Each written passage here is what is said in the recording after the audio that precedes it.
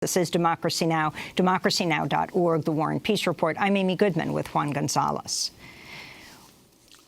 A divided House approved a contentious $4.5 billion emergency funding package to address the border crisis Tuesday, under growing pressure to address the Trump administration's inhumane treatment of migrants.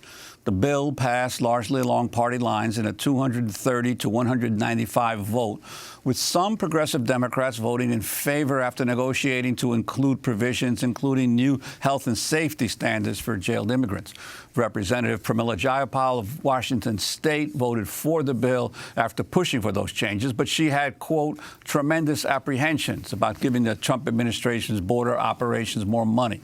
The bill would allocate more than $1 billion for housing and feeding migrants in Border Patrol custody and nearly $3 billion for unaccompanied migrant children in Department of Health and Human Services. 4 Democrats voted against the bill. Representatives Alexandria Ocasio-Cortez, Ilhan Omar, Ayanna Pressley, and Rashida Tlaib. Last week, the progressive congresswomen issued a statement condemning the bill and calling for the abolition of ICE. Representative Ilhan Omar tweeted, quote, "We should not be giving one more dollar to support this president's deportation force that openly commits human rights abuses and refuses to be held accountable to the American people. Kids and families can't continue to die and be terrorized." The Senate is slated to consider its own border funding measure this week, including President Trump's original request for more than $1 billion for Customs and Border Protection and ICE. Heidi Altman with National Immigrant Justice Center told the New York Times the administration chooses to direct the vast majority of funding toward enforcement, then cries poverty when it comes to diapers and food. It's a hostage-taking way of engaging in policy, she said. Immigrant advocates protested Tuesday in the Senate rotunda in honor of those who've died in the custody of both agencies, demanding funding cuts. As the Trump administration pushes for more detention space, including for children and families, we're joined by 2 guests. Democracy Now!'s Renée Feltz, correspondent and producer here, who's long reported on the criminalization of immigrants, family detention, and the business of detention. Her recent report for Rewire.News is headlined "Willful Recklessness. Trump pushes for indefinite family detention." And before we go to our next guest, a doctor who's a whistleblower, if you can weigh in, Renée, on this bill that was passed and your experience in Texas, where you just returned from. Yes, Amy, from what we understand, this bill that was passed late yesterday out of the House, which still has to be reconciled with a separate Senate bill, includes some $3 billion to, quote, shelter and feed migrants. But as we just heard from Clara Long, these facilities are hardly shelters at the border. And we're also being told that there was that the ICE funding was stripped out of this bill. But it's been clear, as Pelosi has pushed to pass this, saying it's for the children, calling it a humanitarian relief bill, that Trump and his interim officials with DHS and ICE have also been pushing hard for this funding. And so is it really for the children, or is it perhaps for Trump? There's been a lot of pushback from progressive Democrats to strip some of the key funding that would expand detention in this bill out of it. We saw that push by the chair of the Congressional Progressive Caucus, Congressmember Jayapal, but we saw pushback from 4 of her own freshman members on this. So, you know, you mentioned that I was recently down near the border.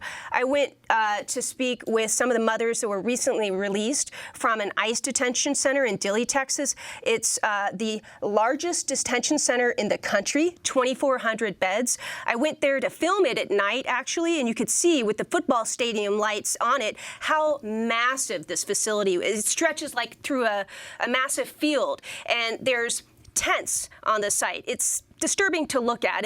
And this is part of what people are pushing back against, continuing to fund more of these type of detention facilities. Interestingly, when I was in Texas, I went to San Antonio and I spoke with many mothers who were released first from a Border Patrol facility and then put in this ICE detention center. And they said that the detention center was better than the Border Patrol facilities.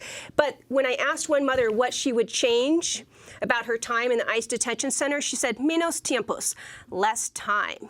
So that's why people are pushing back on more funding for this type of facility. And Renée, what about the provisions that were put into this bill supposedly to hold these, especially these private facilities, more accountable? Is there any teeth to that from what you can tell? Or what? These are private prisons. That's right. These are immigrant detention centers, one's in a former medium security prison for families, and we'll hear more about that from Dr. Allen in a minute. But from what I can tell, these are some of the first provisions to try to push for accountability in a measure like this. So some could say that that's success. But, you know, enforcing that is, we'll have to see how that goes. Let's hear from a young mother from Honduras who described her experience in CBP shelter, as it's called. She was just released from this place along with her 8-month-old son when you talked to her. No, mire, nosotros ya realmente estamos perdidos. We were lost in the river.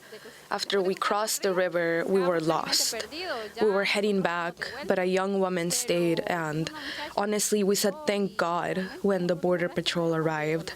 They gave us water, they gave us some food, a little bit of food, but it was fine. Faltaban cosas como Was there anything missing, like water, more food, vitamins? ropa sí. Clothing, we spent weeks without changing our clothes, not showering. We didn't have money for food or anything. It was tough to get them to give us water and food. They didn't give us that much. This was when we were with Border Patrol. We were in their custody for 2 days. We were in Mexico for 2 days without a shower, with nothing. We have not changed our clothes since we started the journey. Are there any other details you would like to share? There was a man who came with us. He brought a baby. The baby was his grandchild. The man was deported, and the U.S. agents kept the baby here because the baby was just the man's grandchild. It shouldn't be this way. We come here fighting for our dreams. We're suffering, and the man was deported, and the baby was brought here to the U.S. It shouldn't be this way. So, Amy, I spoke to this woman who gave me her name, but we didn't use it because many of these people are seeking asylum from the countries that they've fled and come to the U.S. for. I interviewed her with help from Ariel Boone. What's interesting to me to hear voices like this, these are people who are experts ostensibly about what the conditions are in these facilities, and the people who are experts are speaking out and saying no more family detention, do not expand this, as the Trump administration pushes to not only hold more people, but hold them for longer in family detention facilities. Well, we're going to break, and then we'll continue with Renée Feltz of Democracy Now!, correspondent and producer, as well as a special guest that we bring you right now, who is named Dr. Scott Allen, a government whistleblower who was hired in 2014 to inspect facilities where immigrant families are incarcerated. He's speaking out now on Democracy Now! Stay with us.